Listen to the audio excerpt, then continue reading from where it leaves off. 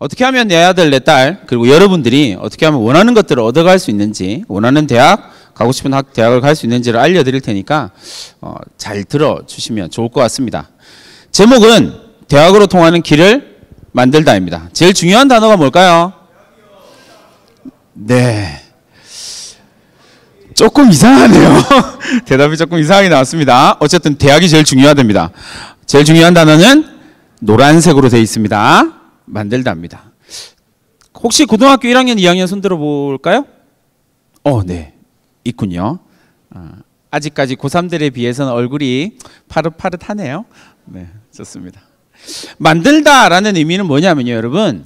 고등학교 3학년임에도 불구하고 내가 대학 가는 길을 여러분들이 만들어낼 수 있다는 겁니다. 이 강의를 다 듣고 나면 내가 어떻게 만들 수 있는지에 대한 고민들을 조금 더 깊게 하게 될 겁니다. 그 고민이 여러분들을 여러분 원하는 대학에다 앉혀줄 겁니다. 그런 생각들을 좀 가지고 따라와 줬으면 좋겠습니다. 이제 선생님이 대학에서 출제하는 논술 시험 출제도 하고 검토도 하고 막 그랬었거든요. 모든 길을 경험을 해보면서 이렇게 하면 이 아이들이 자기의 길을 만들 수 있겠다라고 하는 고민들을 좀 담아 놓은 것들이에요. 고3들한테 입시 설명회를 하면 제일 많이 듣는 말입니다.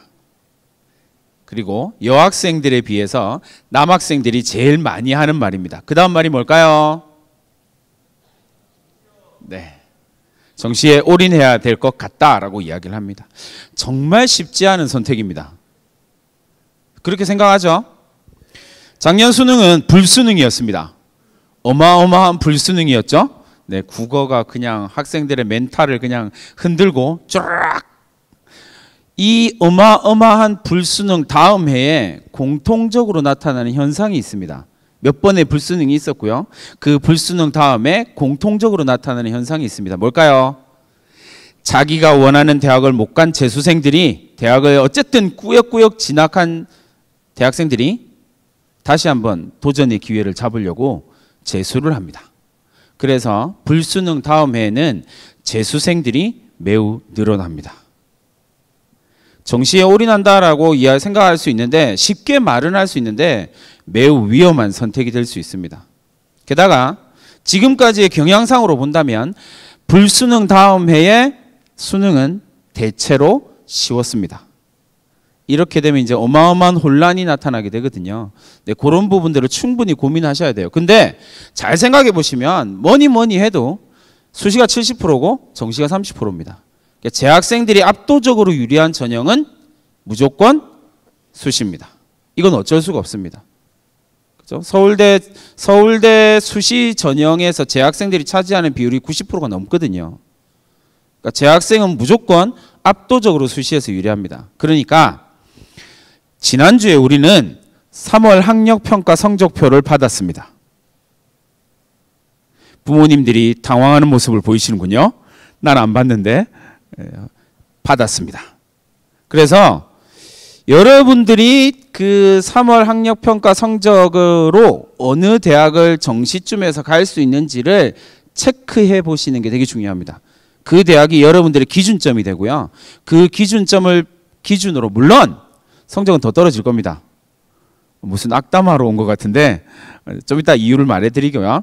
어쨌든 지금 성적을 기준점으로 잡고요. 지금 성적으로 갈 수 있는 대학보다 한두 단계 정도를 더 올리면 여러분들은 수시는 거의 성공한다라고 생각하시면 됩니다.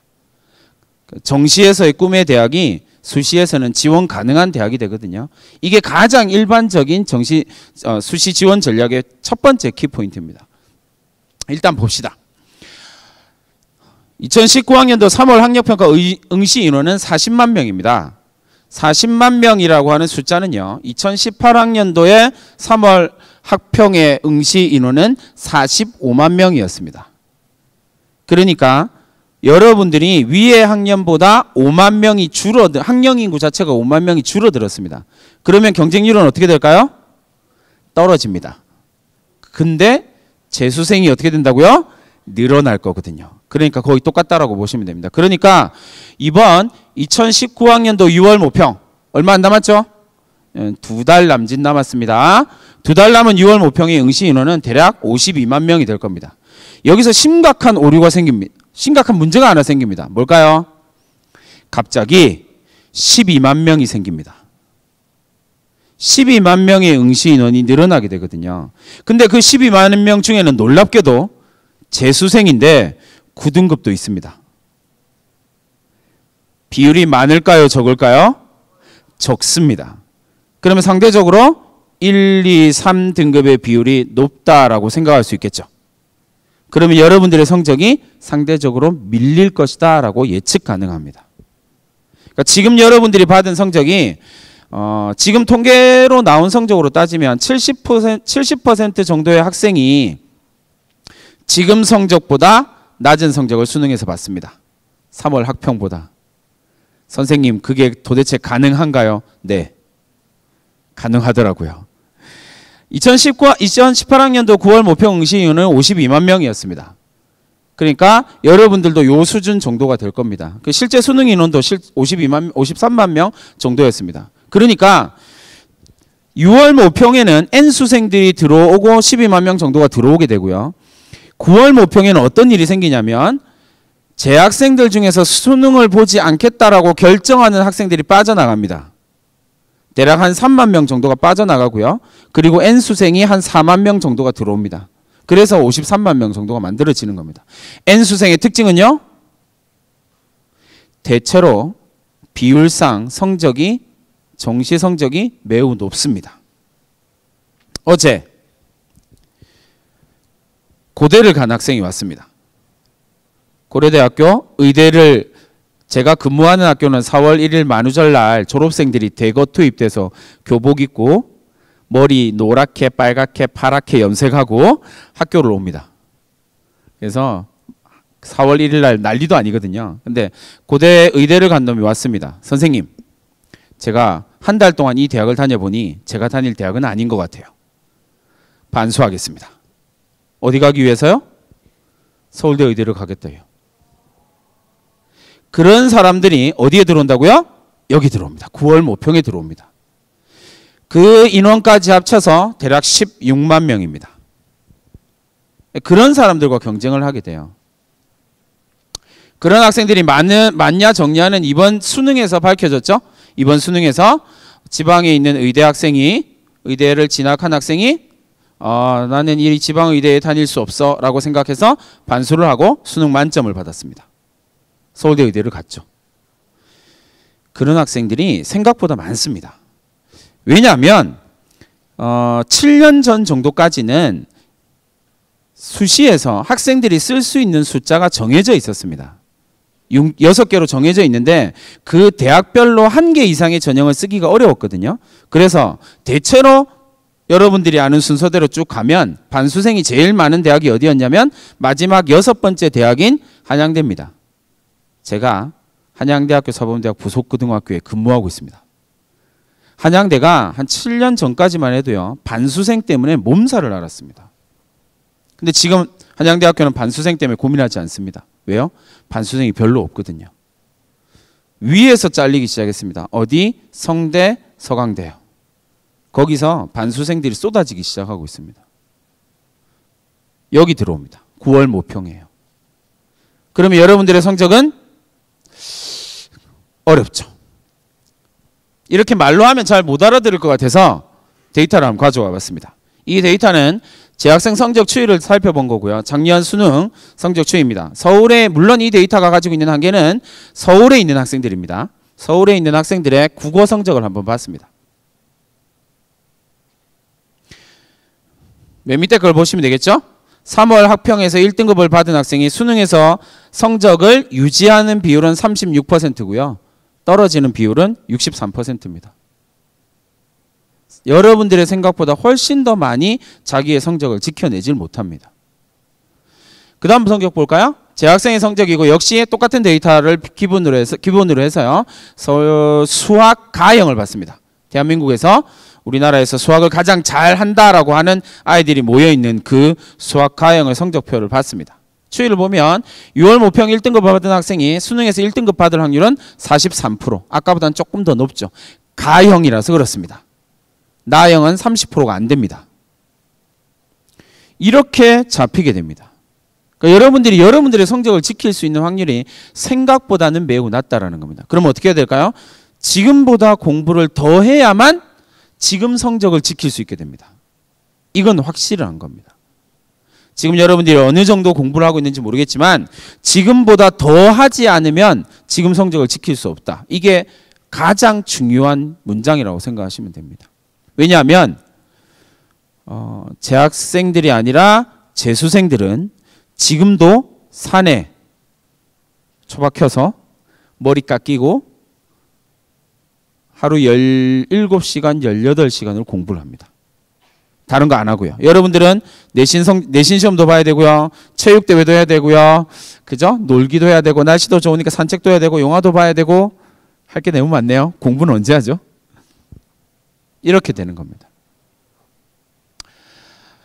그렇다면 우리가 이 상황에서 무엇을 준비할 수 있느냐에 대한 고민들이 좀 시작이 돼야 될 것 같습니다. 언론에서 제일 많이 들었던 이야기는 정시가 확대된다라고 하는 이야기를 되게 많이 들었을 거예요. 근데 언론에 나오는 이야기를 자꾸 그냥 고지고대로 믿으면 입시는 매우 실패합니다. 왜냐하면 2019학년도에 비해서 2020학년도 여러분들이 대학 가는 해에 수시는요 늘었습니다. 76%고요. 올해 수시의 비율은 77%입니다. 흔히 말하는 단군 이래로 수시의 비율이 가장 높은 해입니다. 내년은 떨어질 거거든요. 근데 수시의 비율이 가장 높습니다. 77%요. 그러니까 여러분들이 듣던 이야기랑은 다른 이야기예요. 현실이 다르다라는 겁니다. 그러니까 수시가 비율이 77%다라고 하는 것 압도적으로 높습니다. 그러니까 정시는 당연히 22%밖에 안 되겠죠. 그 22%를 재학생들과 N수생들이 나눠야 되는 겁니다. 재학생들의 숫자가 N수생의 숫자의 3배거든요. 숫자로 봤을 땐 3배입니다. 수능에서 비율로 계산해 보면요. 3배 나옵니다. 1등급의 비율은요. 재수생들이 49%입니다. 어마어마하게 차이가 난다는 거죠. 이걸 이제 전국 대학 순으로 안 봤습니다. 전국 대학 순으로 전형별로 쭉 정리를 한번 해보니까 어떻게 되냐면 가장 중요한 전형이 뭐가 되나요? 학생부 교과 전형입니다. 학생부 교과 전형은요. 학생부 성적 100%로 돌리는 전형입니다. 대부분의 대학이 그래요. 그러니까 학생부 성적 100%라는 이야기는 여러분들이 동의한 내신 성적이 컴퓨터에 들어가서 그냥 컴퓨터 프로그램을 쭉 나오는 겁니다. 전국의 대학에서 42.4%가 학생부 교과 전형 100% 내신 전형으로만 뽑습니다. 내신이 진짜 중요하죠. 그리고 요즘에 많이 듣는 학생부 종합 전형 24%고요. 논술 전형은 전국적으로 보면 3.5%밖에 안 됩니다. 여러분들이 이런 전형을 정확하게 봐야 내가 무엇을 준비할 수 있는지가 보이자는 겁니다. 이거 되게 중요한 포인트입니다.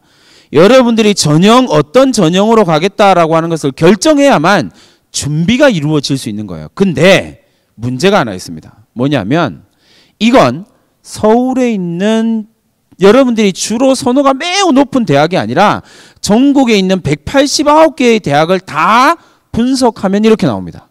근데 여러분들의 선호가 매우 높은 대학을 따져보면 이렇게 나옵니다. 서울에 있는 선호가 높은 대학교 중심으로 해서 살펴보면 15개 대학을 중심으로 살펴보면 학생부 종합 전형이 45%입니다. 쭉 내려가서 전국 단위에서 42.4%를 뽑는 학생부 교과 전형은요. 5.9%밖에 안 뽑습니다. 다시 말하면 선호가 높은 대학은 고등학교 내신에 대한 신뢰도가 매우 낮다라는 이야기입니다. 그러면 그들은 뭘로 뽑느냐? 이게 되게 중요하거든요. 잘 생각해 보세요, 여러분.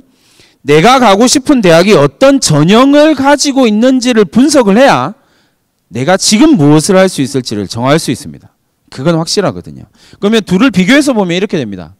정시의 비율은 정부가 되게 고등학교 서울에 있는 이제 선호도가 매우 높은 고등학교를 엄청 압박을 했습니다. 그래서 29.6%를 만들어 놨습니다. 그리고 논술을 보시면 12.4%죠. 거의 대부분의 대학에서 선호대학에서 논술을 뽑아간다라는 이야기입니다. 반면에 학생부 종합 전형을 보시면 거의 2배 차이가 나시죠. 지방과 서울 2배 차이 납니다. 그러니까 지방에 있는 고등학교에서 느끼는 학종의 무게하고 경기도권, 수도권에서 느끼는 학종의 무게는 다를 수밖에 없다라는 이야기예요.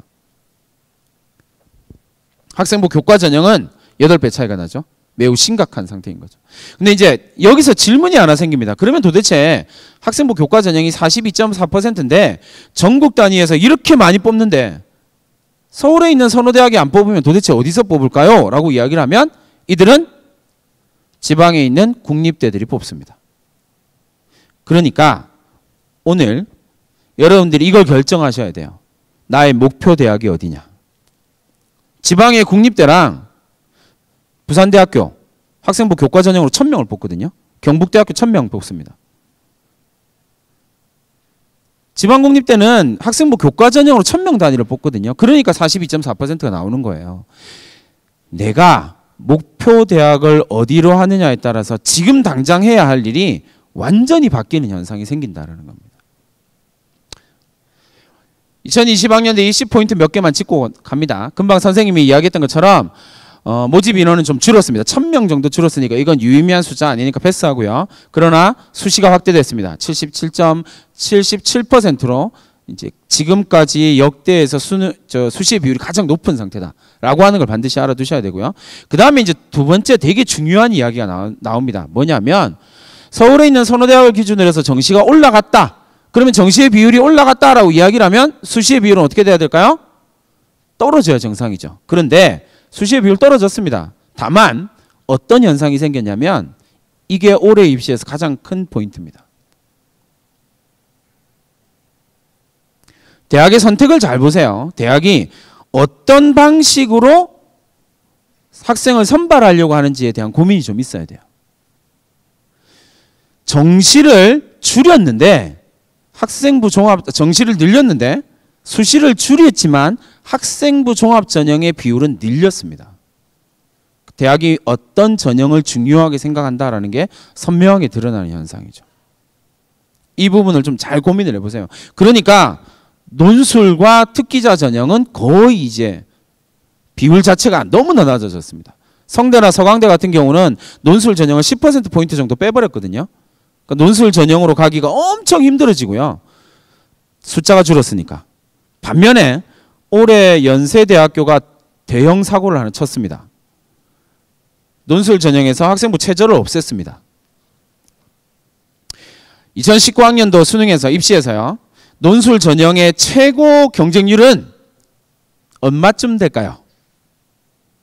논술 경쟁률의 최고. 한번 크게.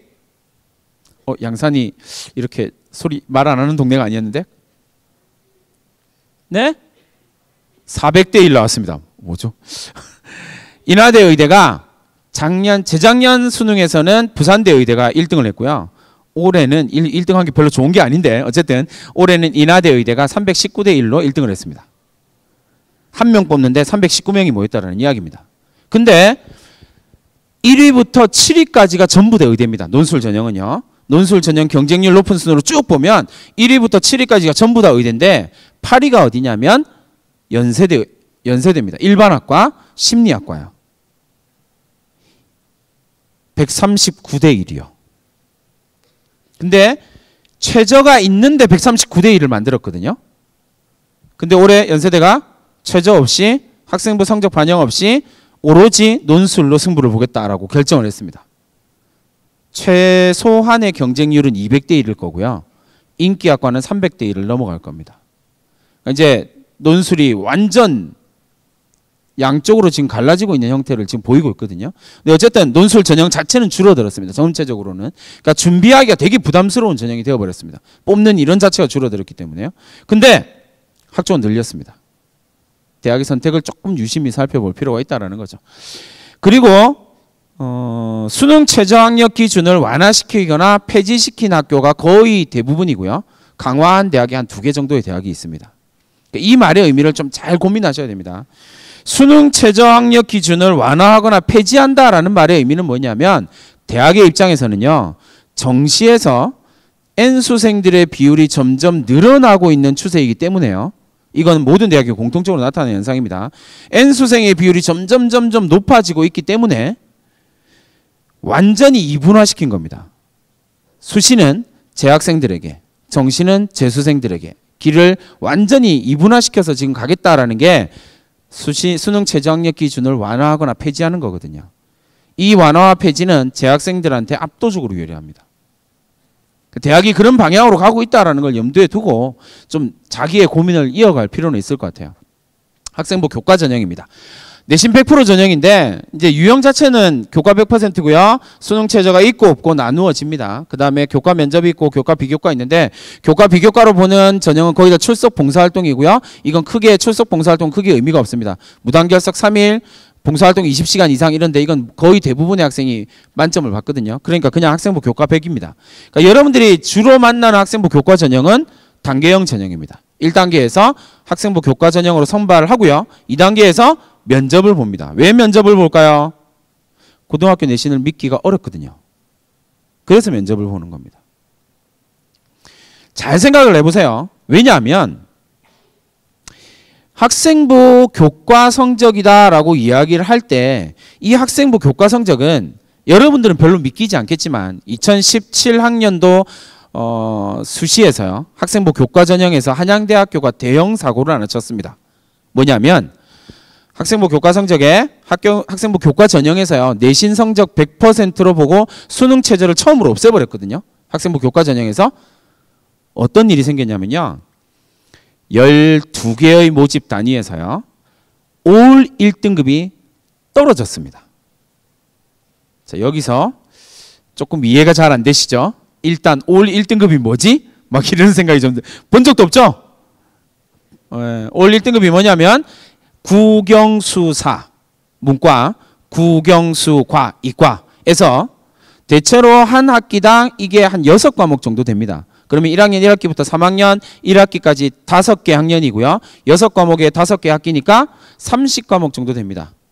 30과목에 과목을 올 1등급을 받은 겁니다.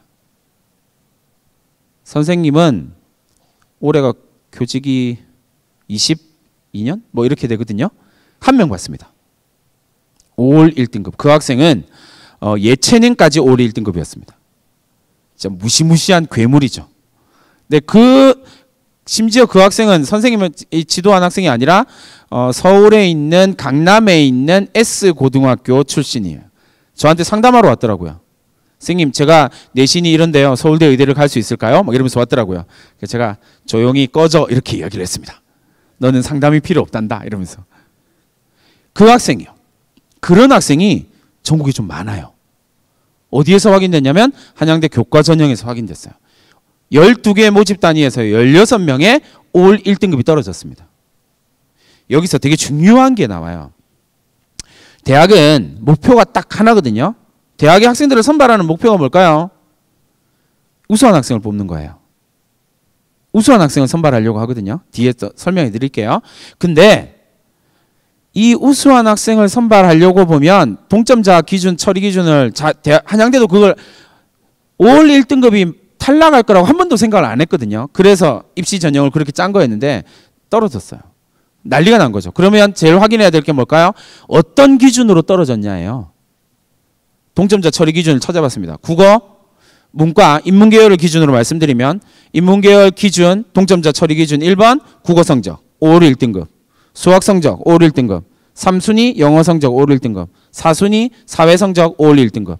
5번째 기준이 뭐였냐면요. 이게 대학의 꼼수인 거죠. 제가 속한 재단이라서 조금 욕해도 됩니다. 꼼수거든요. 뭐냐면 수학 이수단이었어요. 전국에 있는 거의 대부분의 고등학교에서 수학 이수단위는요 똑같습니다. 어디가 다를까요? 특목고, 자사고가 달라요. 이런 대학이 꼼수를 쓰는 거예요. 물론 16명의 학생은 추가 합격해서 전부 다 합격을 하긴 했어요. 물론 한양대를 포기하고 다른 데를 다 가긴 했지만 어쨌든 그런 학생들이 존재한다라는 사실이에요. 하나 볼까요?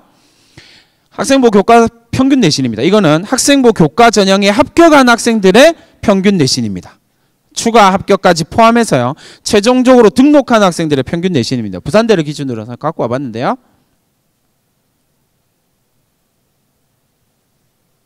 일단 마음을 진정할 시간을 좀 드리고 그죠? 행정학과 1.45입니다. 그죠? 항공우주학과 항공우주공학과 2.33입니다. 교과 내신으로요. 그죠? 쉽지 않습니다. 몇 명 없어요. 그리고 심지어 부산대는 조금 높은 편이고 국립대들 중에서 조금 높은 편이거든요. 이제 경북대 정도만 가도 경북대는 반영 방식이 조금 다르긴 한데 어쨌든 경북대 정도만 가도 3 정도가 나옵니다. 지방국립대는 학생부 교과 성적이 3점대거든요. 근데 서울에 있는 대학을 하나 보여드릴게요. 중앙대학교 성적입니다. 너무 충격받지는 마세요.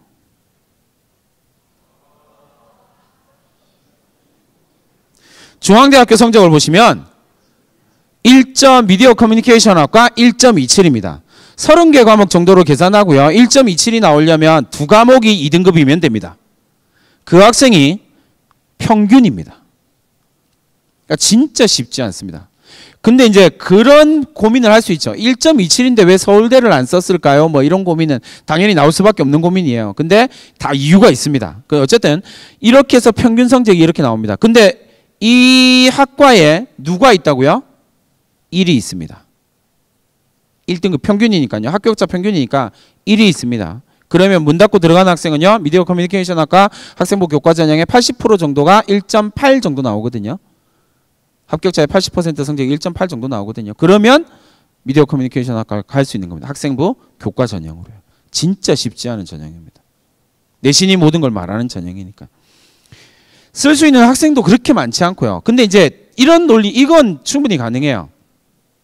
충남대, 충북대, 국립대죠. 3점대 중후반이면 갈 수 있습니다. 학생부 교과 전형으로요. 가면 됩니다. 가서 학교 앞이 도로 건너면 논이거든요. 선생님이 대학원을 한국교원대학교 대학원을 나왔는데 교문을 건너면 광활한 논이 펼쳐져 있습니다. 이렇게 장난 아닙니다. 거기서 공부 말고는 할 게 없습니다. 그래서 선생님이 그 충남대 충북대를 보낸 애들은 꼭 반수를 하고 올라옵니다. 서울에 있는 학생들은 충남대 충북대를 이렇게 집어넣어 놓으면 반수한다고 꾸역꾸역 올라옵니다. 그리고 거기서 진짜 공부 말고는 아무것도 할 게 없다는 사실을 여실히 증명합니다. 다 좋은 대학 갑니다.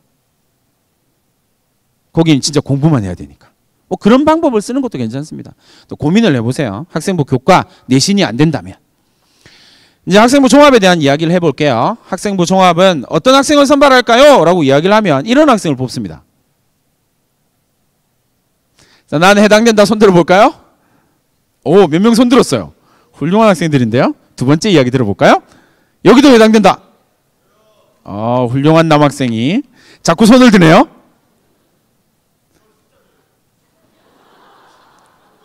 어느 학교인지 물어봅니다. 나중에 끝나고 오세요. 전 교사생활 20년 조금 넘게 하면서 요 세 가지에 해당되는 학생을 본 적이 없어요. 앞으로도 못 봅니다. 선생님들은 동감하실 거예요. 이런 학생 없습니다. 있을 수가 없어요. 이런 학생은 이미 학생이 아니어야 해요. 왜냐하면 선생님도 이렇게 안 되거든요. 그래서 이런 학생 본 적 없어요. 근데 여기 K대학이거든요. 서울에 있는 하늘에 있는 그 K대학입니다. 제가 이 K대학을 좋아하는 이유가 있어요. 제 선생님이 189개의 대학에 있는 그 4년제 대학에 있는 학생부 종합 전형의 책자를 다 봤거든요. 근데 이 대학이 제일 솔직하게 적어놨습니다. 어떤 학생을 뽑고 싶은지요. 이런 학생을 뽑고 싶어 합니다.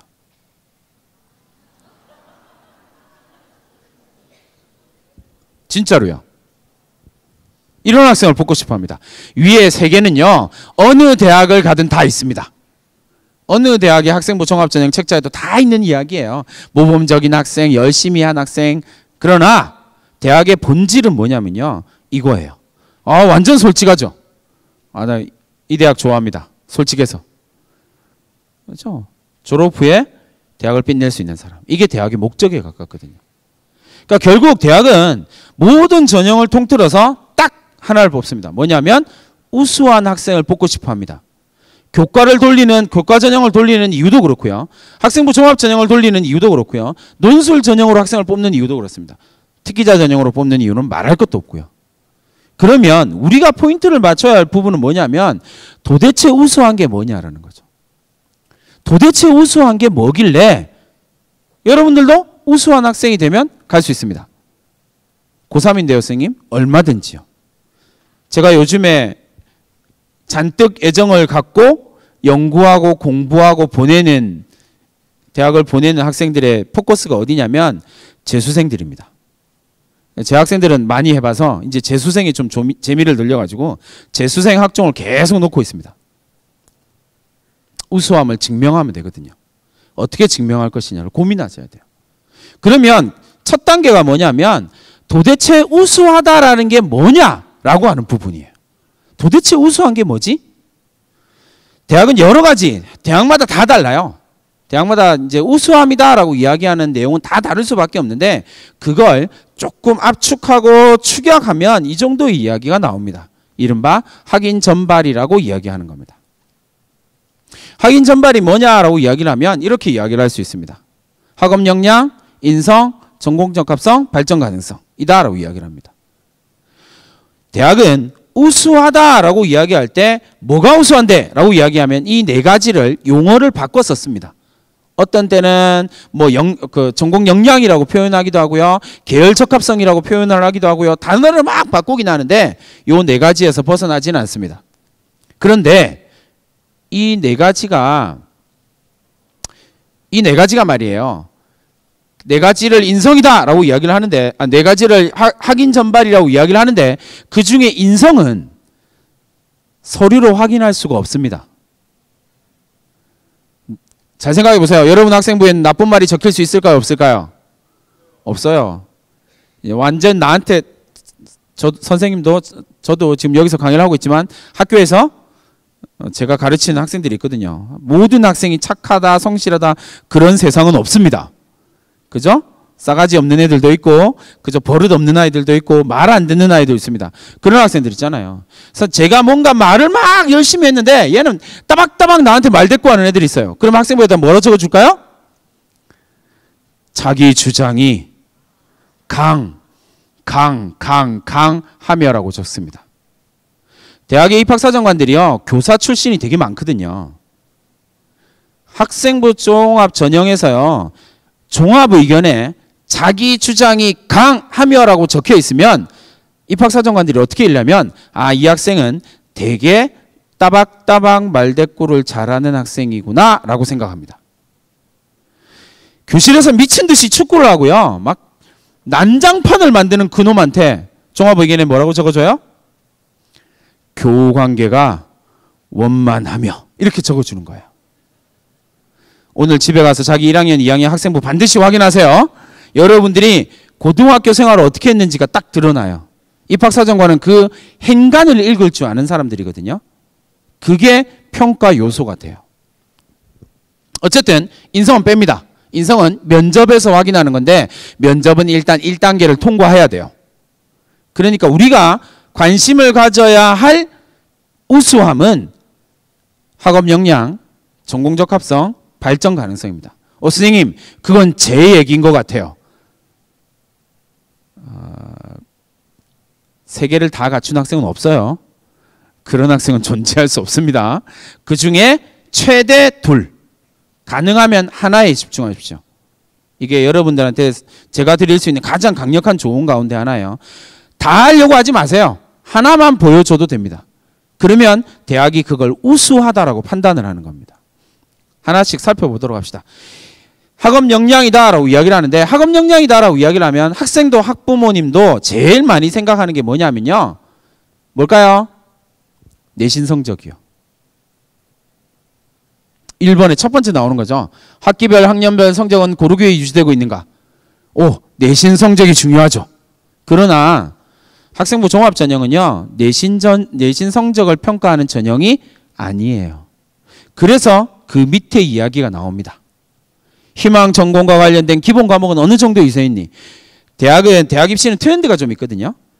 그 트렌드를 만들어가는 건 입학사정관들이긴 한데 그 트렌드가 올해 꽂힌 게 어디냐면 세 번째 겁니다.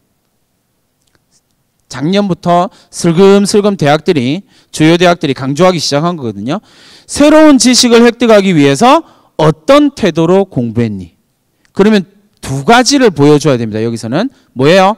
내가 어떤 지적 호기심을 가지고 있는지, 그 다음에 그 지적 호기심을 충족하기 위해서 내가 어떤 일을 했는지, 어떤 활동을 했는지, 무엇을 통해서 그 지적 호기심을 충족시키려고 했는지를 보여줘야 돼요.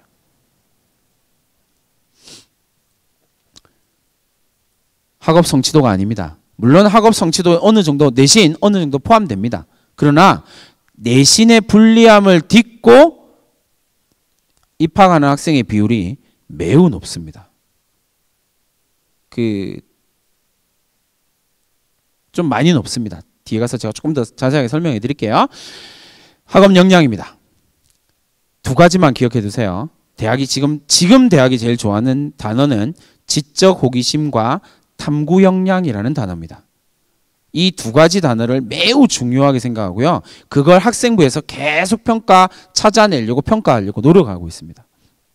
자, 이제 두 번째가 뭐냐면 전공적합성이라고 하는 단어입니다. 이 전공적합성이 사실 오해가 제일 많은 단어예요. 이게 좀 이상한 이야기를 하는 사람도 되게 많고요. 그래서 조금 마음의 상처를 많이 받는 일입니다. 이렇게 생각해 보세요, 여러분. 의사가 되기 위해서 어떤 봉사활동을 해야 될까요?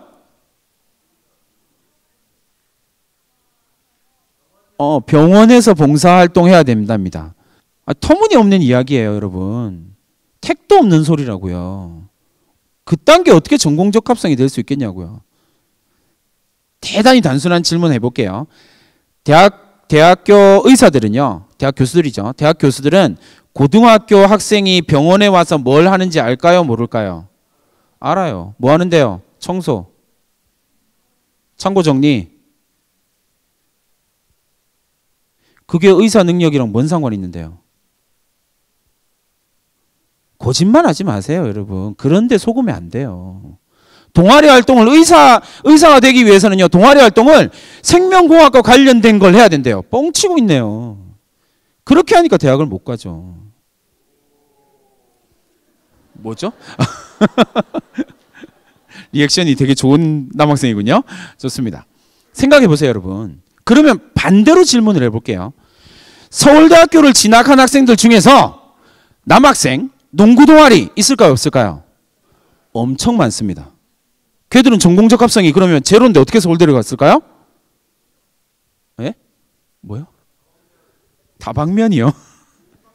여학생, 서울대학교를 진학한 여학생들 댄스 동아리 많을까요, 적을까요? 엄청 많습니다. 걔들은 전공적합성이 빵인데요. 그런 논리로 가면. 그렇게 생각하니까 학생부 종합전형을 자꾸 오해하는 거예요. 전공적합성은 그런 얄팍한 단어가 아니에요.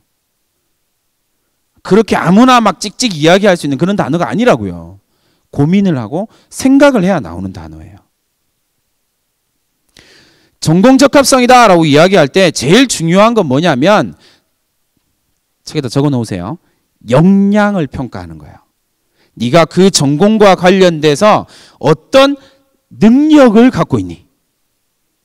네가 그 전공과 관련해서 어떤 그 활동이 중요한 게 아니라 그 활동을 통해서 네가 어떤 능력을 보여줬니가 포커스예요.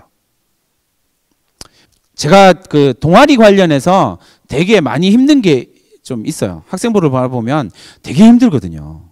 왜냐하면 이렇게 적혀 있어요. 축구 동아리를 한 학생, 축구 동아리에 이 동아리 활동의 내용이 어떻게 적혀 있냐면 킥을 잘 차며 패스 능력이 탁월하고. 아니 축구 선수 만드냐고요. 그렇잖아요.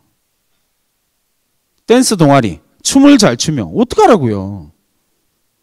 그런 게 적히는 한에는 여러분들이 그 활동을 통해서 전공적 합성을 보여줄 수가 없어요. 맞잖아요. 첫 번째 질문을 한번 보세요.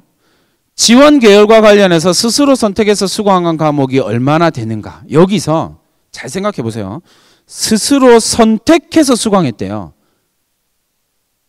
여러분 고등학교 3년 동안 선택 몇 과목 했어요? 2과목? 세 과목? 그죠? 난 선택한 적 없는데요? 그럼 저긴 뭘까요? 대부분 학교 선택이잖아요. 지방으로 가면 이게 되게 선명하거든요. 학교 선택.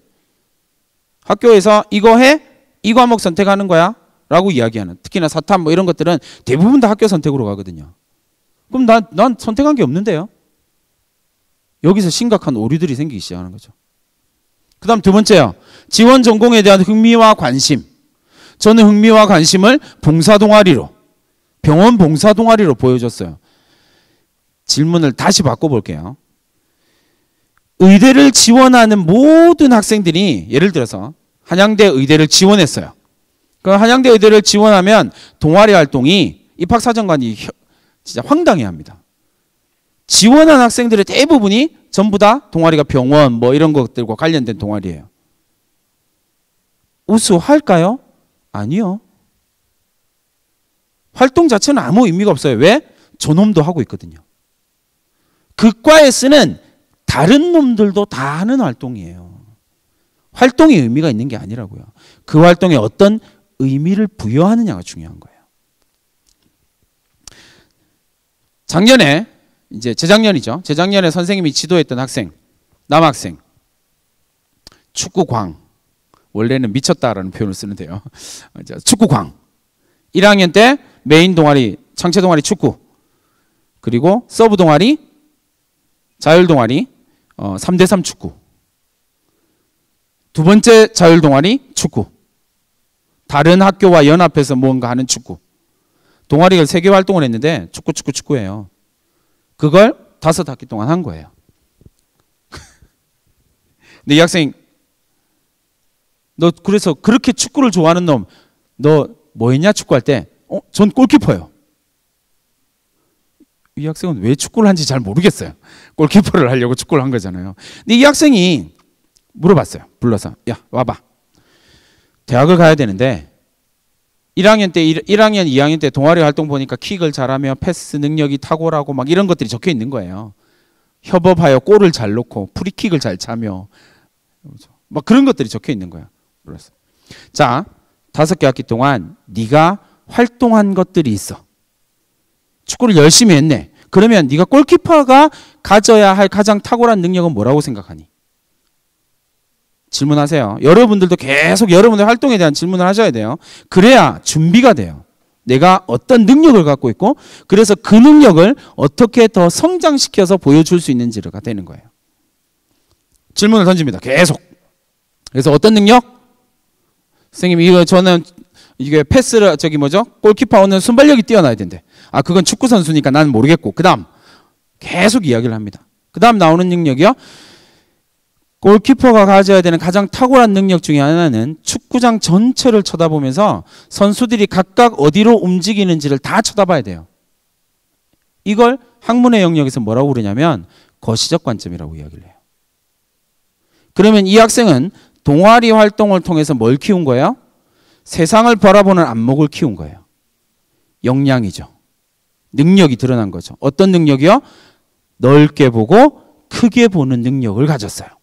그러면 넓게 보고 크게 보는 능력을 가졌다면 이 학생은 어느 과를 가야 될까요? 과가 딱 정해지잖아요. 이 학생의 능력에 맞는 과가 딱 정해지는 거거든요. 어디 가야 돼요? 예? 의대는 그렇게 크게 보면 큰일 나요. 세심하고 세밀한 것들을 봐야 돼요. 수술하다 크게 보면 난리 나는 거예요. 이게 역량 중심으로 여러분들이 가야 되는 거예요. 어떤 역량을 보여줄까요? 라고 이야기한다면 되게 단순한 거 있죠. 거시 경제학이요. 이 학생은 우리나라의 경제 정책과 관련된 부분에서 탁월한 역량을 발휘할 수 있는 능력을 가진 거예요. 그러니까 어디 가야 돼? 경제학과. 어디 가야 돼요? 행정학과요. 행정학과 가서 뭐 할 건데요? 체계를 바꿔야죠. 맞잖아요. 사회복지학과 가서 뭐 할 건데요? 복지정책 바꿔야죠. 거시적 관점이요. 남다른 탁월한 능력을 갖고 있는 거예요. 뭘 통해서 증명했어요? 축구를 통해서요. 지원 전공에 대한 흥미와 관심은 전공 적합성으로 그렇게 드러나는 거예요. 학생부는 학종을 이제 평가할 때는 여러 가지 방법으로 평가를 하는데요. 그 중에 제일 대표적인 방법이 이 방법이에요. 첫 번째는 횡단평가를 합니다. 옆으로 쭉 가요. 그래서 이 학생이 이 1년 동안 뭘 했는지 봅니다. 자율활동, 봉사활동, 그리고 동아리활동, 진로활동, 교과세특, 독서는 뭐 했니? 종합의견은 어때? 뭐 이런 것들을 쭉 봅니다. 1년 동안 이 학생이 한 걸 봐요.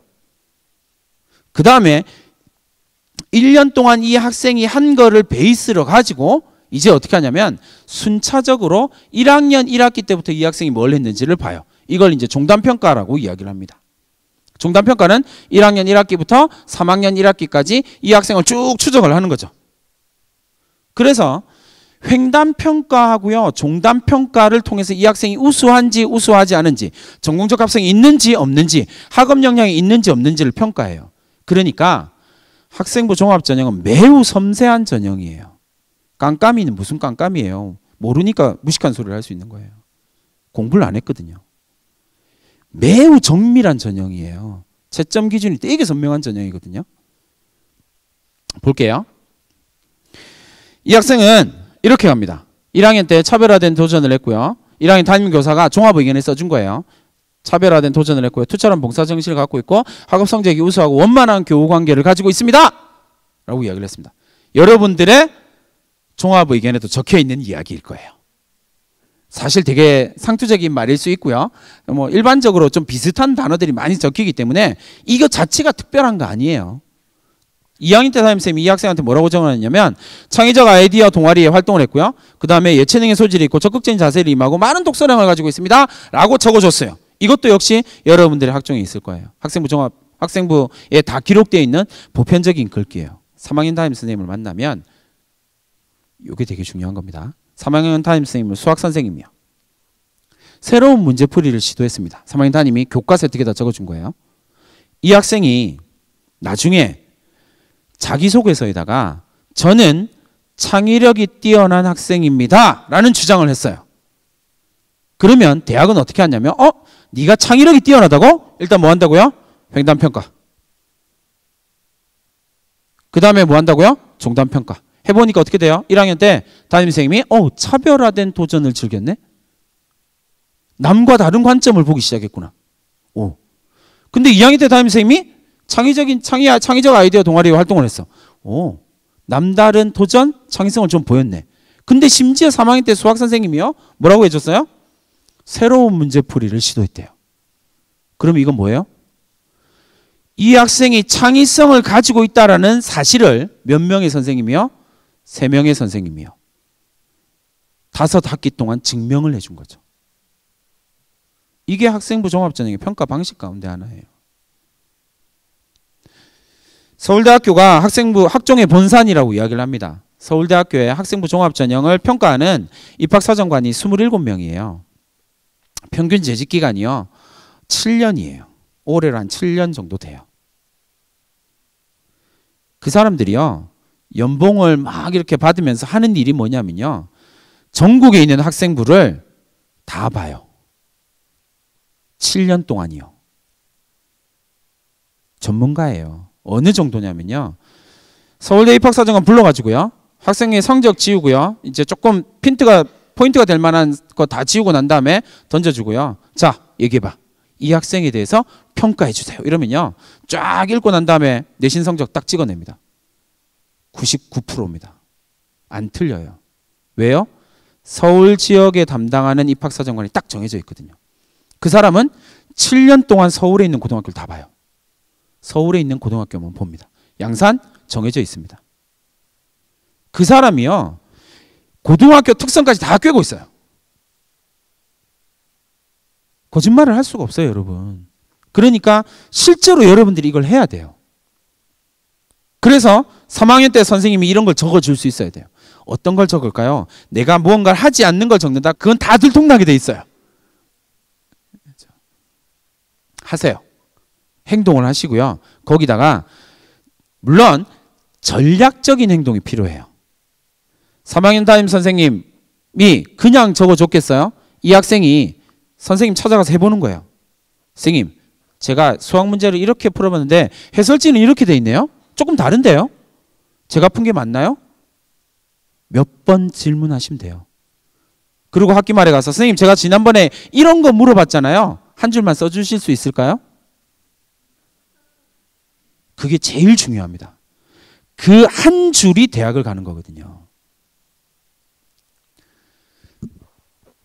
저는 직업이 좀 많습니다. 그렇겠죠? EBS 입시 강사도 하고 또 학교에서 수업도 하고 또 저기도 불려가고 저기도 불려가고 막 이렇게 해요. 근데 너네가 모여서 너희가 방과후 학교 뭔가를 하고 싶다라고 정해서 나한테 오면 개설해 준다. 나는 무조건 해준다. 요청하면 해준다. 그래서 매 학기마다 옵니다. 오지 말았으면 좋겠는데 자꾸 와요. 많이 와요. 그럼 많이 오잖아요. 방과후 학교, 저는 문제풀이 방과후 학교는 안 하거든요. 그 문제풀이 방과후 학교는 대학이 정말 싫어합니다. 그런 방과후 말고요. 책 읽는 방과후 진짜 좋거든요. 그 책 읽는 방과후를 해요. 그 다음에 뭐 하냐면요. 그 학생들이 와서 개설해달라고 했잖아요. 이 포인트가 되게 중요합니다.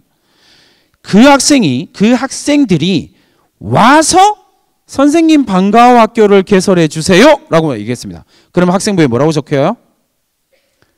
학생 주도로 개설된 방과후 학교. 선생님은 거짓말 했어요? 안 했어요? 안 했어요. 왜? 학생이 개설해달라고 요구했거든요. 그러니까 학생 주도로 개설한 방과후 학교. 선생님 학교에서 한 명만 그렇게 하고 있습니다. 잘 생각해 보세요. 학생 주도로 개설된 이라고 하는 그 문장은 뭘까요? 이 학생의 지적 호기심을 보여줘요. 함께 무슨 책 읽냐면 러시아 혁명사 강의 뭐 이런 거 읽거든요. 여러분들이 절대 손대지 않을 책이요. 800페이지짜리 책이에요. 절대 손대지 않을 책. 그런 책을 선생님하고 같이 읽어요. 근데 뭐예요? 학생 주도로 그 책을 읽는 거거든요. 뭘 보여줘요? 자기 주도성. 자기 주도성이요. 대학이 진짜 좋아하는 거. 지적 호기심. 러시아 혁명사 강의네요. 뭘 보여줘요? 전공 적합성이요. 어느 학과 가면 될까요? 정치외교학과 좋아요. 러시아 혁명사 강의니까 러시아학과 좋습니다. 혁명사 강의니까 뭐 해야 돼요? 정치학과도 좋고요. 경제학과 좋아요. 왜? 러시아 혁명을 꿈꿀까요? 지금 자본주의가 고장났거든요. 그럼 뭘로 가요? 지금 자본주의가 고장났으니까 이 고장난 자본주의를 고치기 위해서 나는 사회복지학과 갑니다. 설득력 있죠. 근데 앞에가 뭐예요? 학생 주도로 해요. 학교에서 시켜서도 아니고요. 선생님이 하라고 해서도 아니에요. 내가 궁금해서요. 이 한 문장이요. 이 학생을 대학 보내는 거예요. 그걸 여러분들이 만드셔야 돼요. 양산에 있는 고등학교 선생님들의 원망이 빗발칠 것 같은 느낌인데 어쨌든 오늘 이 강의를 들었으니까 내일 가서 당장 뭐 하시라고요? 하세요. 여러분들의 전공과 관련된 독서 방과후 좋습니다.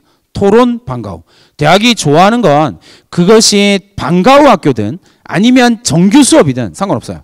그 속에서 토론하고 책 읽고 토론하고 발표하고 끊임없이 상호소통한 거 이거 엄청 좋아하거든요.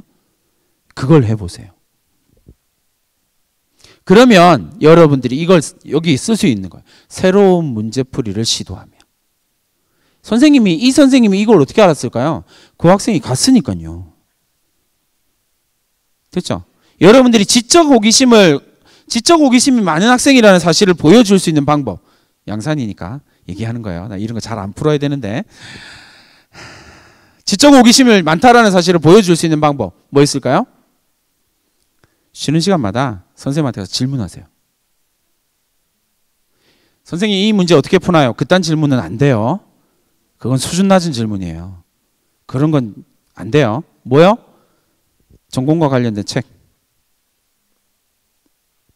아니면 수학이다라고 이야기를 하면 수학 뭐 이런 거에 생각이 있다면 아니면 그거 증명. 수학 공식 증명한 거 있잖아요. 들고 가세요. 알아도 상관없어요. 선생님 제가 그 증명 되게 잘하는데요. 상관없어요. 가서 모르는 척하고 물어보세요. 그 책 읽었는데요 선생님? 상관없어요. 가서 물어보세요. 한 번, 두 번, 세 번, 네 번. 몇 번을 가는지는 잘 생각해 보시고요. 저는 10번 이상을 보냅니다. 저는 제가 지도하는 학생 3학년 때 만나면 무조건 2과목에서 10번 이상을 보냅니다. 그러고 난 다음에 학기 말에 뭐예요? 선생님, 제가 이런 거 물어봤잖아요. 한 줄만 적어주세요. 왜? 물어본 건 사실이니까. 그 한 줄이 여러분들의 지적 호기심을 보여주게 돼요. 뭐라고 적힐까요? 질문이 많으며 매사에 궁금해하며 내지는 이 영역에서 스펙트럼에 대해서 끊임없이 궁금해하고 어디서 써먹어요? 자기소개서예요. 그걸로 여러분들이 가지고 있는 역량을 무조건 증명해낼 수 있어요. 한 명은 안 됩니다. 고등학교 2학년, 1학년은 한 명이 되는데 3학년은 한 명으로 안 돼요. 2명 이상. 반드시 2명 이상이요. 자, 어떻게 대응할까요? 라고 이야기를 하면요. 되게 간단한 이야기예요. 대학이 제일 좋아하는 건 명목상 어떻게 됐든지 대학은 이 학생이 가지고 있는 능력을 되게 중요하게 생각하는데 그 능력이 고등학교에서 발현될 때는 반드시 뭘로 출발할까요? 수업에서 출발해야 돼요. 선생님, 순서는 바뀌어도 상관없어요. 근데 잘 생각해 보세요. 내가 수업을 듣는데 뭔가 궁금했어요. 궁금증 생겼네요. 그럼 어떻게 할까요? 여러분들의 궁금증을 해결하는 방법은 무조건 독서예요. 책 읽고 질문하세요. 선생님한테. 그러고 난 다음에요. 방과후 학교. 선생님 이 책 너무 어려운데요. 좀 같이 읽어주세요. 그렇죠? 그 다음에요. 읽었네요. 읽고 난 다음 뭐 해야 돼요? 탐구보고서 써야죠. 제가 이 파트를 깊이 공부해 보니까 궁금했어요. 그래서 어떻게 해요? 파고 들어가 봤어요. 학업 역량. 질문을, 호기심을 어떻게 해결하니? 이게 대학이 제일 중요하게 생각하는 거예요. 수학 능력이라고 하잖아요. 대학에서 이 학생이 어떻게 공부할 수 있는가? 대학에서 이 학생이 얼마나 성장할 수 있는가를 보여주는 거거든요. 탐구 역량이요. 탐구 보고서를 쓰다 보면 또 궁금증이 생겨요. 선생님, 이런 학생이 있어요. 선생님, 탐구 보고서 우리 안 넣어주는데요? 네. 잘 생각해 보세요. 학교에서 입력해주지 않기 때문에 입력을 안 하겠다라고 생각하면 대학이 뭐라고 이야기하냐면 옆에 학생이랑 똑같네요. 우리 학교에 오지 마세요. 안 되는데 내가 열심히 노력해서 꾸역꾸역 한 문장을 넣었어요. 그럼 뭐가 돼요? 지역이 가지고 있는 학교가 가지고 있는 한계를 극복하고 성장하기 위해서 노력한 학생. 이게 뭘까요? 학인점발 중에서 발전 가능성입니다. 무궁무진하게요. 그 한계에 갇혀 있는 게 아니라 그 한계를 뚫기 위해서 치열하게 노력한 학생이에요. 대학이 엄청 좋아하는 학생이거든요. 해보시라고요. 궁금증을 또 가져야 돼요. 공부는 공부를 부르게 돼 있거든요. 진로가 좀 심화되겠죠? 그러면 또 독서를 하는 거예요. 책 읽고 그와 관련된 봉사활동과 동아리활동은 3학년 때 하긴 조금 곤란하니까 3학년 때 얘를 빼더라도 제일 중요한 건 뭐예요? 제일 중요한 거 기록. 남학생이 제일 못하는 것 가운데 하나죠. 충격적이에요. 제 아들도 학생부 종합전형 쓴다고 이제 입시 전문가들이잖아요. 야, 이 책 읽었어? 당연히 읽었지 아빠. 그래, 학생부 기록했니? 아, 맞다. 주먹을 불끈 치면서 제가 뭐라고? 야, 너 지난번에 저 로봇 관련 봉사활동 이과거든요. 로봇 관련 봉사활동 했던 거 입력했어? 아, 맞다. 기록하세요. 전략적으로 기록하는 게 되게 중요합니다. 그냥 덮어놓고 기록 아니에요. 제가 제일 싫어하는 학생이 뭐냐면요. 선생님, 저는 학교생활 진짜 열심히 했는데요. 대학 못 가요. 대학 못 가요, 여러분. 그렇게 해서 갈 수 있는 대학이 아니에요. 열심히 했다고 가면 많이 가야죠. 근데 대학은 많이 안 뽑는다고요. 어떻게 해요? 전략적으로 열심히 해요. 그냥 열심히 안 통해요. 그렇게 뽑는 세상이 아니에요. 학생부 종합전형 초기에는 그랬거든요. 열심히 한 학생 뽑았어요. 근데 지금은 그렇게 안 뽑아요. 전략적으로 접근한 학생들을 뽑아요. 그러니까 나도 전략적으로 나의 우수함을 보여줘야 되죠.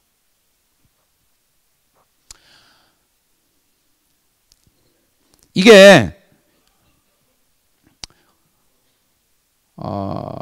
그럼 도대체 어떤 궁금증을 가져야 될까요? 라고 이야기를 하면 다른 말로 뭐가 되냐면 어떤 책을 읽어야 할까요? 라는 말이 돼요.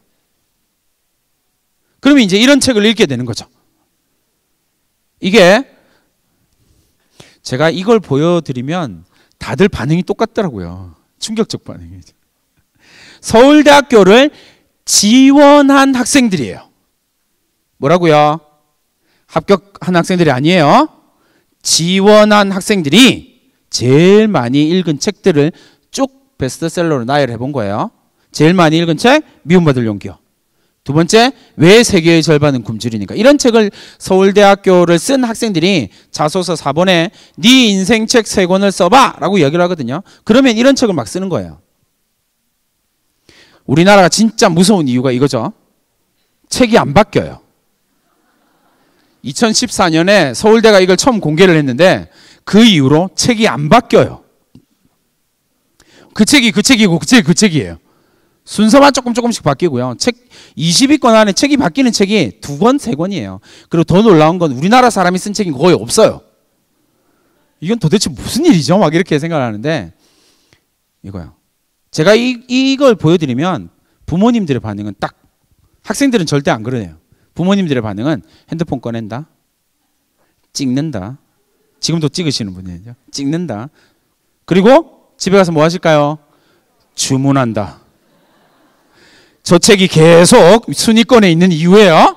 주문한다. 그 다음에 4번째, 절대로 하지 말아야 할 행동을 합니다. 뭘까요?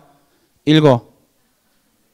그러면 학생은 와, 어머니, 아버지, 이 책 사주셔서 너무 감사해요. 열심히 읽을게요. 그런 학생은 없어요. 왜? 의미 없습니다. 지금 찍으신 거 지우세요. 의미 없어요. 내 딸, 내 아들이 그 책 읽는다고 서울대 가는 거 아니에요. 보여드릴게요. 자기소개서 4번에 기재한 건수입니다. 42,000건이요. 그 곱하기 3 해서 나온 거니까 인원수가 나오겠죠. 그러면 그 다음이 뭐냐면 그런 42,000건 중에서 중복되지 않는 책만 쭉 뽑아본 거예요. 몇 권이요? 14,000권이요. 제일 중요한 건 여기입니다. 이게 뭘까요? 미중복 도서요. 이 미중복 도서가 뭘까요, 도대체? 서울대를 지원한 14,000명의 학생 가운데서 14,000권의 도서 가운데서 한 명만 읽은 책이요. 그게 몇 권이라고요? 9,000권이요. 물론 좀 이상한 책들 있어요. 제 인생을 바꾼 책은요, 이런 거 있잖아요. 그 강백호가 슬럼덩크를 할 때 저는 인생의 최대의 쾌락을 맛봤습니다. 슬럼덩크. 그리고 뭐 피카츄도 있고요. 말도 못해요. 최근에 제일 선생님을 즐겁게 했던 책은 수능 특강이요. 좀 묘하게 설득력 있어요. 뭐라고 썼을까요? 저는 수능 특강을 처음 보면서 공부를 시작했습니다. 설득력 있잖아요. 그죠? 그 학생은 떨어졌겠지만 설득력은 있어요. 그죠? 수능 특강을 처음 보고 공부를 시작했으면 좀 심각한 거잖아요. 그렇죠. 미중복 도서 9,000권이에요. 질문, 어떤 책일까요? 여러분들이 학생부 1학년, 2학년 때 학생부에 기록해 놓은 그 책은 아니에요. 그럴 것 같죠? 네. 작년에 선생님은 학교에서 그 여러 가지 프로그램을 진행을 하는데, 작년에 이제 제가 진행하는 프로그램은 지식인의 서재라고 하는 프로그램이거든요. 그래서 어떤 거냐면 사회적으로 유명한 지식인들을, 우리 사회의 그 지식인들, 유명한 사람들을 불러와서 그 사람의 특강을 듣는 거예요. 근데 그냥 특강 듣는 건 대학 별로 안 좋아해요. 의미도 없고요. 일회성 특강 의미 없거든요. 저는 그걸 어떻게 진행하냐면 4주 전에 기획을 해요. 그리고 100명의 학생이 그 사람의 책을 다 읽고요. 토론을 시작합니다. 15명씩. 토론을 시작을 해요. 그리고 그 사람이 쓴 책을 최소한 3권 이상 읽도록 만듭니다. 4주 동안. 그래서 작년에 진중권 교수도 왔었고요. 일개 고등학교에 오기 힘든 사람들을 되게 잘 섭외해요. 물론 방법이 있어요. 학생들과 뭔가 많은 것들을 하면서 잡아오거든요. 박노자 교수도 왔었고, 라틴어 수업으로 유명하신 한동일 교수님도 오셨고, 그리고 작년에 제가 제일 되게 감사하게 생각했던 분은 함세웅 신부님이세요. 마치 아는 것처럼. 네. 70세가 넘으셨는데 고등학생이 알 수 없을 텐데. 네, 어쨌든 함세웅 신부님이세요. 정의사제 구현단이라고 하는 단체를 만드신 신부님이세요. 근데 어릴 때부터 제가 엄청 존경했던 분이거든요. 근데 그분을 모셔왔어요. 책 제목이 뭐였냐면 이 땅의 정의를 이라고 하는 책이에요. 700페이지짜리 책이고요. 책 내용은 전부 다 대담이에요. 고등학생이 싫어하는 요소를 다 갖고 있죠. 일단 책이 두꺼워요. 일단 고등학생 패스. 그죠? 두 번째, 고등학생이 제일 싫어하는 거 재미없는 책. 두꺼운데 재미없는 책. 대담책이에요. 대담책이 뭔지는 아시죠? 질문하고 대답하고 이게 700페이지 동안 이어져요. 제목은 이 땅의 정의를이에요. 고등학생이 싫어하는 건 다 갖춘 책. 그 책이 어디 적히냐면요. 여기 적혀요. 고등학생 읽을까요? 안 읽을까요? 안 읽어요. 근데 왜 이 땅의 정의를 읽을까요? 정의라고 하는 단어가 경제정의, 사회정의, 정치정의, 법정의 이렇게 가는 거예요. 자기 전공과 관련돼서 가장 깊은 곳을 파고 들어갈 수 있도록 만들어주는 거죠. 그걸 해내는 거예요, 학생들이. 미중복도서요.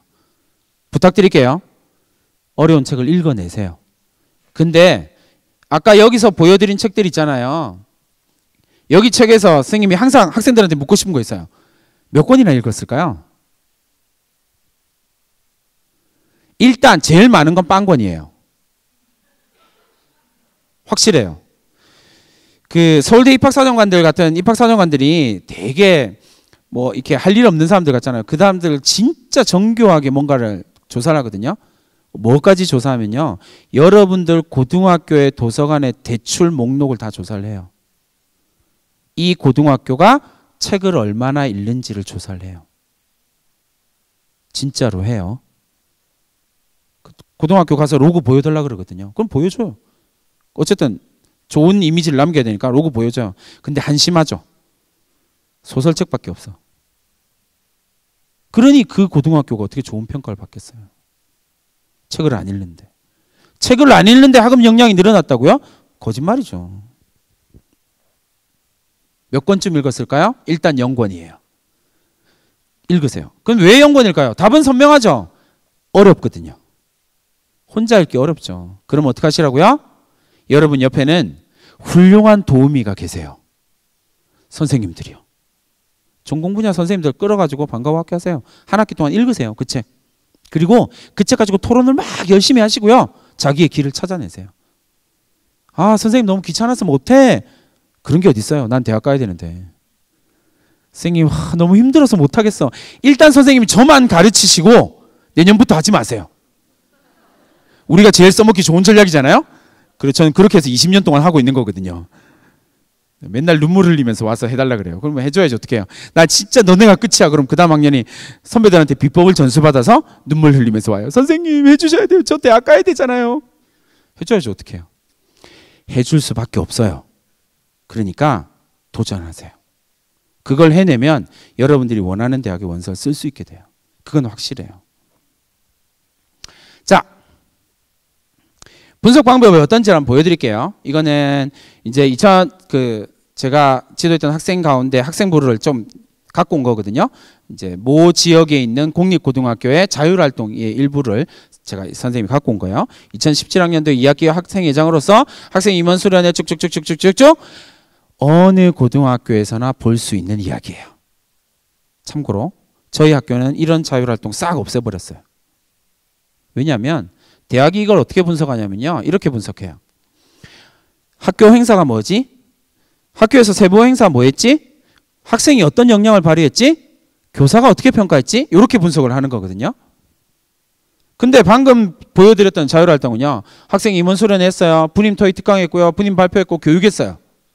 근데 뭔진 모르겠는데 선생님이 뭐라고 평가했어요? 협동심을 키웠다고 평가했어요. 뭐가 빠졌어요? 학생이 뭘 했는지가 빠졌어요. 그럼 매우 심각한 문제가 하나 생기죠. 학생은 아무것도 하지 않았는데 교사가 협동심이 뛰어나다고 평가한 거예요. 이런 거짓말쟁이들을 봤나? 진짜요.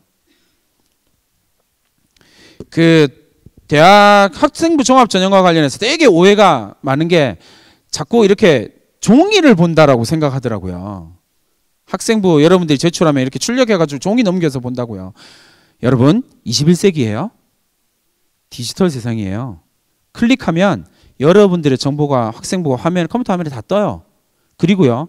아까 앞에 보여줬던 자율활동처럼 복사해서 붙여넣기 한 건 전부 다 블랭크 됩니다. 학생들이 막 와서 엄청 토론을 해요. 선생님 제가 진짜 학생부가 이렇게 좋은데 저 떨어졌어요. 왜 이래요? 그리고 학생부를 보면 빤해요. 다 복사해서 붙여넣은 거거든요. 그거 평가 대상이 아니에요. 왜요? 그 학교에서 100명이 있었다. 내지는 40명이 있었어요. 근데 40명 전부 다 자율활동 내용이 똑같은데 그게 어떻게 평가가 돼요? 평가에서 빼야죠, 당연히. 심지어 고등학생이 아무것도 안 했잖아요. 그러니까 여러분들이 해야 될 일은 뭐냐면요. 저 학생이 여러분들이 무엇을 발휘했는지를 적어야 돼요. 구체적인 거. 내 얘기. 위에 임원수련회 그런 건 아무 소용없고요. 내가 거기서 무엇을 했느냐. 근데 그 다음 질문이요.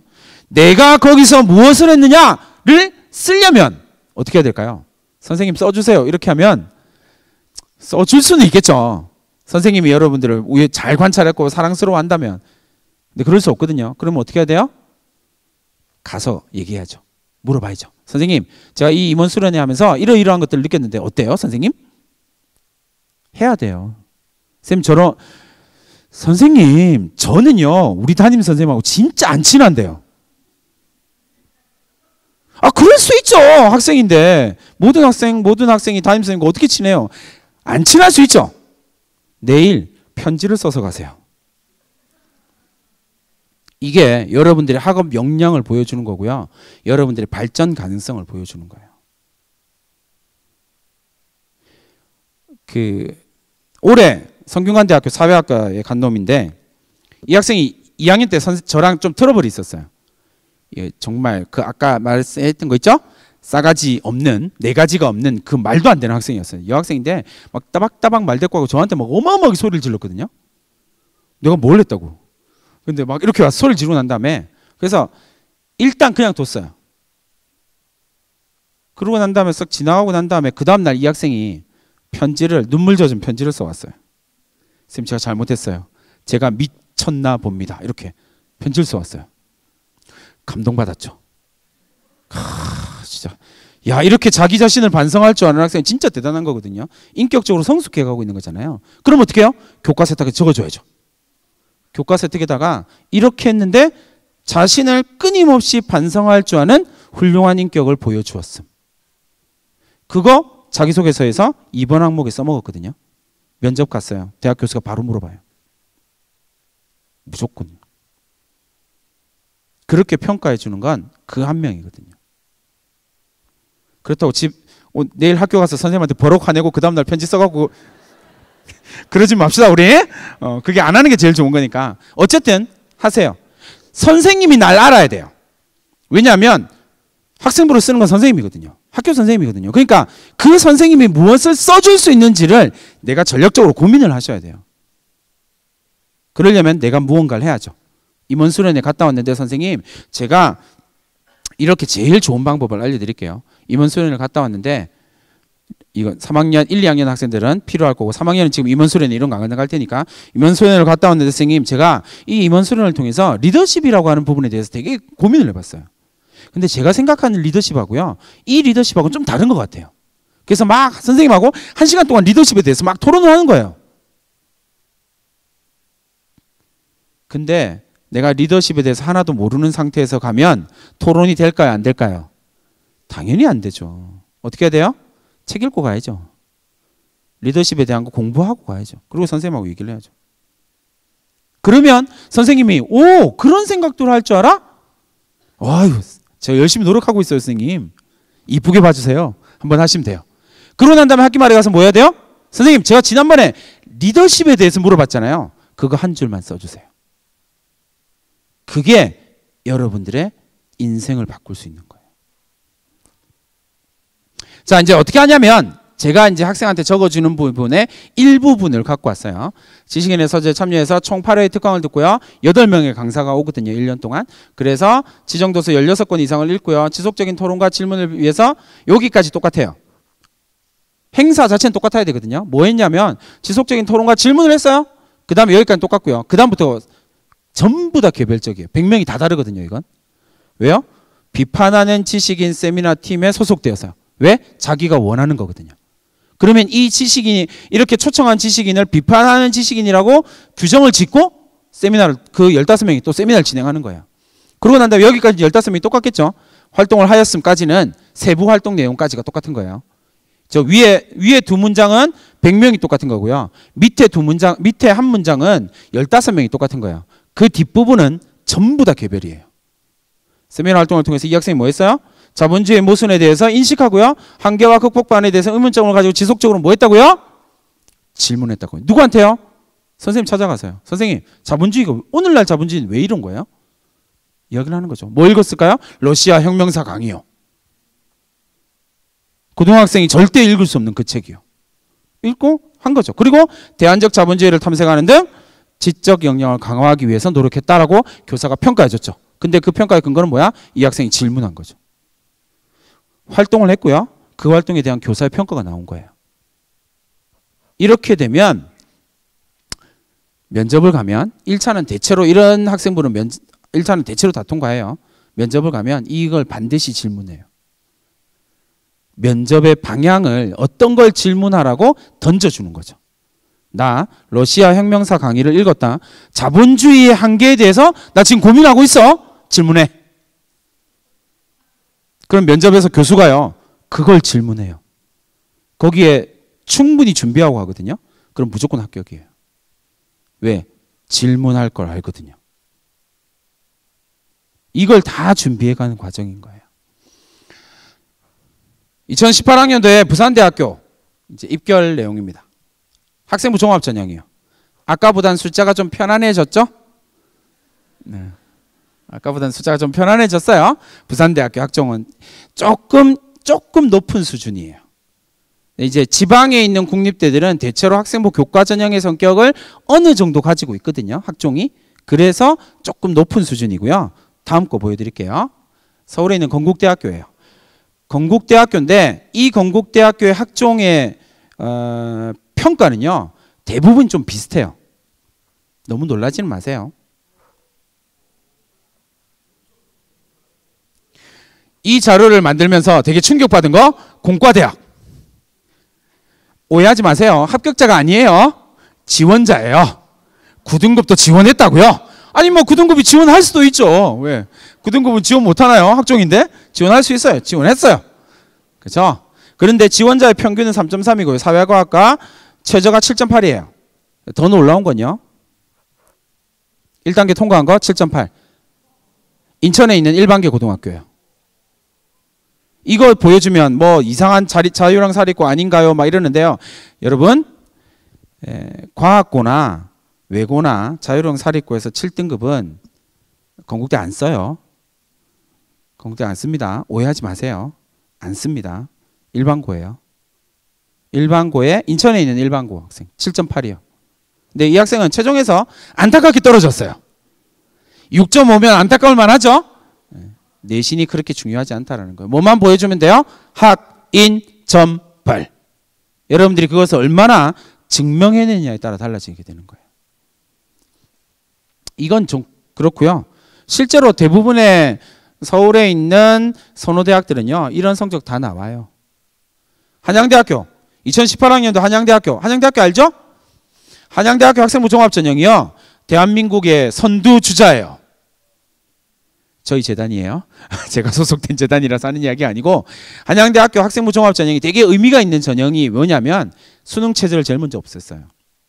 그리고 더 중요한 거 내신 안 봐요. 한양대학교 학생부 종합전형 내신 안 보거든요. 근데 여기에다가 수상 본다, 수상으로 내신 확인할 수 있다는 이런 이상한 소문들을 자꾸 내는 건 다 작업질이에요. 안 봐요. 프로그램상으로 막혀 있어요. 볼 수 없어요. 그리고 수상을 통해서 내신을 확인할 것 같으면 뭐하러 내신 안 본다고 그래요. 안 봐요. 볼 필요가 없어요. 왜 안 보냐면요. 안 봐도 이제 다 알거든요. 2018학년도 학생부 한양대학교 학생부 종합전형 자기소개서 없습니다. 자기소개서 자체를 안 써요. 최저 없습니다. 내신 안 봅니다. 뽑힌 학생들을 쭉 놓고요. 도대체 얘들의 학생부 교과 학생부 내신 성적은 어떻게 되는지를 확인해 봤어요. 문 닫고 들어간 놈. 학생부 종합전형으로 문 닫고 들어간 놈 8.2. 한양대학교. 그 위에 7.9, 7.6, 7.4. 불가능한 게 아니에요, 여러분. 어떤 전략으로 접근하느냐에 따라 달라진 거예요. 앞에서 계속 이야기했죠. 나의 우수함을 증명하는 방법이요. 거기에 대해서 고민해 보세요. 여기요. 6.5요. 재작년에 제가 6.8을 이과에서 건대 보냈거든요. 전략이라니까요. 그 전략을 가지고 끊임없이 도전을 해보는 거예요. 여기서 어떻게 하면 내가 좀 더 우수하게 보일 수 있지? 이걸 얘기하는 거예요. 그래서 오늘 여러 가지 이야기를 했지만 그중에 제일 중요한 거 집에 가서 편지 쓰세요. 그 선생님과 편지 쓰세요. 남학생 선생님도 선생님이라서 선생님은 손편지를 되게 좋아하는 편이라 그 학교에서 선생님 저한테 손편지 써갖고 오는 놈들 되게 많아요. 주로 잘못한 놈들이죠. 숙제 늦게 내고 독후감 늦게 내고 해라 오라는 거 아는 놈들은 전부 다 손편지를 써서 와요. 남학생들도 막 손편지 써와요. 무슨 말인지를 못 모르겠더라고요. 글자를 좀 적어야 제대로 적어야 할 텐데 무슨 말인지를 모르겠더라고요. 근데 어쨌든 그 학생이 손편지를 써왔다는 사실이 중요해요. 그럼 어떻게 해요? 세특에다가 교과 세특에다 또 적습니다. 이 학생이 이러이러한 이유로 손편지를 적었고 그 과정에서 이러이러한 것들을 보여줬음. 이렇게 되는 거예요. 논술입니다. 제가 앞에서 말씀드렸던 것처럼 올해 논술은 조금 그래요. 그죠? 연세대학교 수능 100% 최저 없습니다 라고 이야기를 하기 때문에 여기가 올해 제일 핫 이슈가 될 거고요. 나머지는 80, 70, 60입니다. 이게 무슨 말이냐면 내신 반영 비율을 말하는 거예요.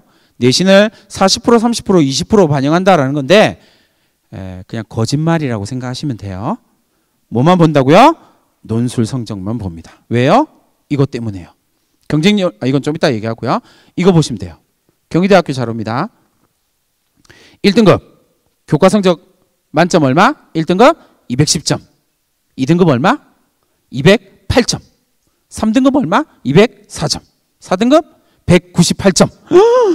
12점이나 차이 나요. 맞죠? 12점이나 차이 나요. 메뉴에 뭐라고 돼 있어요? 1000점 만점이에요. 1000점 만점에 12점 차이 난다고요. 1등급과 4등급이요. 논술 문제 하나가 30점이에요. 논술 문제 하나가 30점인데 비율로 따지면 250점, 300점 정도 되는 거거든요. 대체로 대학은 6등급, 5등급, 6등급 선까지를 고민을 해요. 근데 이거는 논술을 어떻게 잘 푸느냐에 따라 달라지긴 해요. 근데 더 중요한 게 하나 있어요. 이게 뭐냐면 논술에서 제일 중요한 건 논술 실력. 당연하죠. 근데 최저요. 특히나 지방에 있는 고등학교에서는 조금 심각한 문제예요. 논술에서 최저를 달성하지 못해서 떨어지는 비율이 70%가 넘어요. 10명 중에 7명이 우수한 논술 실력을 가지고 있음에도 불구하고 최저를 달성하지 못해서 떨어지거든요. 근데 그 최저라 해봐야 의대 빼고요. 연세대학교 이번에 최저 뺐으니까 남는 건 뭐예요? 제일 높은 거 해봐야 3합 6이에요. 3합 6이라고요. 국영수 내지는 국수탐 해서요. 3합 6이에요. 탐구는 거의 대부분 또 한 과목이야. 3합 6이에요. 그것만 달성하면 다 쓸 수 있어요. 최저가 다 되거든요. 고민을 좀 해보세요. 마지막 기회이긴 하지만 어쨌든 그럼에도 불구하고 어렵긴 해요. 충분히 학교 선생님들하고 연습을 하셔야 되는 부분이에요. 이건 학부모님들을 위해서 제가 꼭 말씀드리고 싶은 겁니다. 돌멩이입니다. 놀리면 안 되는데요. 돌멩이입니다. 그 라틴어에서요, 돌멩이를 뜻하는 단어는 두 단어가 있습니다. 하나는요, 페트라라고 하는 단어고요. 하나는 스캔달룸이라고 하는 단어입니다. 페트라라고 하는 단어는 성경에서 베드로로 사용되고요. 영어권으로 넘어가면 이게 피터가 됩니다. 우리나라 말로 번역하면 반석이라는 단어입니다. 딛고 올라가는 돌이요. 스캔달룸은요, 어원을 어디서 많이 듣던 이야기죠. 뭘까요? 스캔들이요. 스캔들의 어원이 뭐냐면 스캔달룸인데, 이 스캔달룸이 뭐냐면 걸려 넘어지는 돌이에요. 돌멩이는 돌멩이인데 걸려서 넘어지는 돌이요. 부모님들, 오늘 제 강의를 들으시고 동의하신다면 집에서 절대 하지 말아야 할 말 첫 번째가 뭐냐면요, 공부해라예요. 지금 박수치는 고3들은 나쁜 거예요. 지금 박수치는 고3들은 양심 없는 거예요. 솔직하게 말씀드릴게요, 여러분. 부모님들이 공부해! 라고 이야기한다고 해서 학생이 네, 알겠습니다. 전 열심히 공부하겠습니다. 할까요? 안 해요. 지금 고3이면요, 학생 경력 12년째예요. 이른바 프로 학생로예요. 어떻게 해야 부모가 만족할 수준에서 공부하는 척 하는지를 아는 학생들이에요. 척 대마왕이에요. 공부하는 것처럼 보이죠? 아니에요. 속고 계시는 거예요. 그러니까 기왕에 안 될 거, 공부 안 할 거 마음 상하게 하지 마세요. 공부하라는 말을 딱 하는 순간 부모님들의 그 말이 스캔달룸이 됩니다. 아이들 거기에 걸려 넘어지거든요. 고3들 상담하면 우는 애들 되게 많아요. 엄마가 아빠가 공부하라는 말에 상처받아서 우는 애들이요. 나는 공부하고 있었는데. 맞죠? 여러분들 되게 격하게 공감하죠?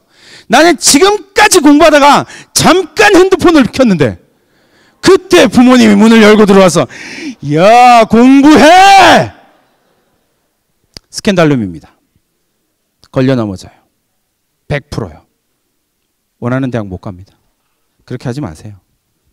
그죠? 그냥 질문을 하세요, 차라리. 아까 계속 말씀드렸던 거 있죠? 궁금한 게 없어요? 지금 고등학생들이 공통점이거든요. 궁금한 게 별로 없어요. 그러면 부모님이 궁금한 걸 만들어주세요. 금방 이야기했던 책들요. 어려운 책들, 진로와 연결된 책들, 전공과 관련된 책들 정해놓고 같이 읽으시면서요, 계속 질문하세요. 그러면 그 학생이 대답할 수 있을까요? 없을까요? 절대 대답 못해요. 그럼 부모님의 방법은 뭐예요? 모르겠지? 학교에 가면 훌륭한 선생님이 계셔. 질문해와. 대답을 나에게 알려줘. 이게 부모님이 자녀에게 페트라가 되는 방법이에요. 부모님의 질문을 딛고 자녀가 훨훨 날아오를 거예요. 어쨌든 학생들한테 위대한 아인슈타인이 가장 똑똑하다라고 이야기하는 아인슈타인 뭐라고 이야기했냐면요, 어제와 똑같은 삶을 살면서 내일이 바뀌기를 바라는 건 정신병의 초기 증상이라고 그랬어요. 저는 21년 동안 학생들을 가르치면서 정신병자들을 좀 많이 본 것 같아요. 공부는 안 해. 근데 자기는 좋은 대학 갈 거래. 여러분, 선생님 강의를 들었습니다. 이 강의를 듣고 이제 어쨌든 이렇게 입시 설명회를 듣고 저한테 대학 잘 갔다고 찾아오는 애들 되게 많거든요. 한양대학교에 합격한 애들이 주로 많이 와요. 그 바로 옆에 있거든요. 많이 찾아와요. 선생님은 여러분들이 그런 학생이 되었으면 좋겠습니다. 안 찾아와도 되는데 인생을 바꾸세요. 어제와 다른 삶을 사는 겁니다. 그리고 어제와 다른 삶으로 내일을 바꾸는 거예요. 그게 지금 여기에서 여러분들이 해야 할 가장 중요한 일입니다. 13년 전에 제가 양산 제1고등학교를 떠나면서 이제 양산제일고등학교에서 근무 7년 동안 하고 이제 떠나면서 서울에 있는 학교로 갈 거다라고 이야기했을 때 제 주변에 그 같이 근무했던 훌륭한 선배 교사, 후배 교사들, 동료 교사들이 뭐라고 그랬냐면요. 왜 가니? 라고 했어요. 갈 이유가 없거든요, 사실. 가서 뭔가 달라지지 않을 거 아니야? 고생하게 더 많이 고생할 텐데 왜냐하면 서울에 아는 사람이 아무도 없거든요. 평생을 여기서 살다가요. 갑자기 뿌리째 뽑아서 서울로 올라간 거예요. 주변의 동료들이 엄청 걱정해 줬거든요. 근데 제가 여기서 이제 13년이 지나고 난 다음에 말할 수 있는 거예요. 제가 그때 뿌리채 뽑아서 옮기지 않았더라면, 그 용기를 내지 않았더라면 제가 이 자리에서 강연을 할 수 있었을까요? 저는 아니라고 봐요. 저는 아니라고 봅니다. 여러분들이요, 여러분들의 인생을 살아가면서 여러 가지 선택의 장면에 설 거예요. 당연히 그런 선택의 장면에 설 겁니다. 근데 제가 여러분한테 꼭 말씀드리고 싶은 건요, 어제와 같이 살지 말라는 거예요. 그래서 여러분들의 미래를 지금보다 훨씬 더 의미 있는 걸로 바꾸는 양산의 고등학생들이 되었으면 좋겠습니다. 감사합니다. 윤윤구였습니다.